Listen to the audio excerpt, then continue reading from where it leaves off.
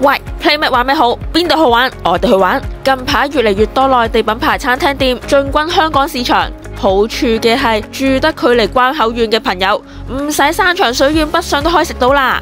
呢間主打湖南菜喺深圳、廣東、北京、上海、新加坡、馬來西亞嘅直營店，連香港而家都已經成8間分店。香港踏入春季，呢間餐廳推出咗春日指定食材 menu， 限時1年，只係供應45日，即刻去睇下有咩新菜式啦！今日我哋揸車去到北角，餐廳就喺北角匯對面，所以直接將車停喺北角匯最方便。如果搭地鐵嘅話，藍色或者紫色線嘅北角站 A1 出口向右直行50米左右，就會嚟到龍耕記湖南土菜。由中國知名大廚馮國華創立，開業短短8年，已經喺唔同地區城市主打真正地道湖南菜。想挑戰以辣聞名嘅湖南菜，可以過嚟一試。不過湖南菜以爆炒為主，佢嘅辣更爽快香口，香辣乾身之餘，同時可以食到食材嘅原始鮮味。門口掛滿紅燈籠，遠處已經可以清楚見到餐廳。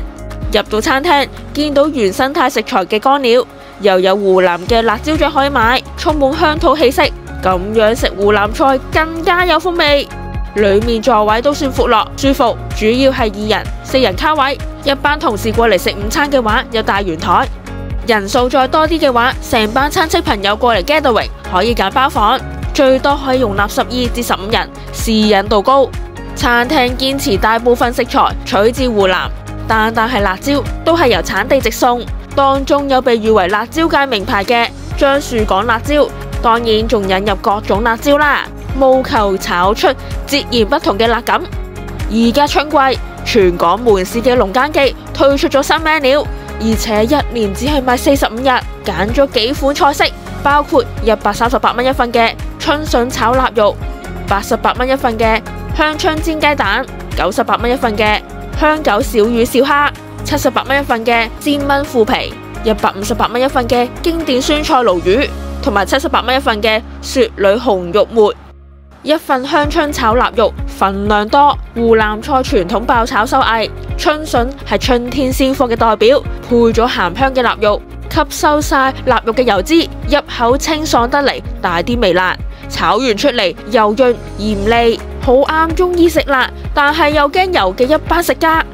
其實嚟到龍耕記一定要嗌鮮炒黃牛肉，不過之前喺深圳已經試過，所以我哋今次就試下其他。揀咗經典酸菜鱸魚，一份量夠晒3至4個人食，可以揀辣或者唔辣，配料好足，有萵筍、金菇、芽菜等等。鱸魚大件啖啖肉，魚肉滑得嚟，而且冇骨，最重要係冇腥味。怕魚骨嘅朋友可以大啖咁食。而香椿煎雞蛋嘅香椿被稱為樹上蔬菜，係香椿樹嘅嫩芽，嫩芽脆嫩清香，再配埋衡陽土雞蛋，送飯一流啊！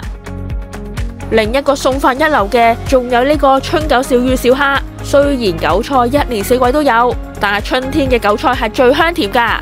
經過一輪爆炒，春韭脆嫩，配搭小魚小蝦，加啲辣度，辣得過癮，唔經唔覺食咗大半碗飯啊！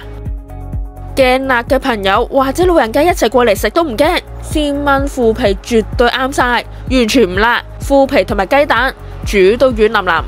而雪裏紅肉末充滿湖南獨特風味，將雪裏紅即係雪菜同埋肉碎快炒，鹹鹹香香，同樣係送飯一流啊！食飯梗係唔少得叫嘢飲，香水檸檬茶36蚊一杯，而巴西肉油柑32蚊一杯。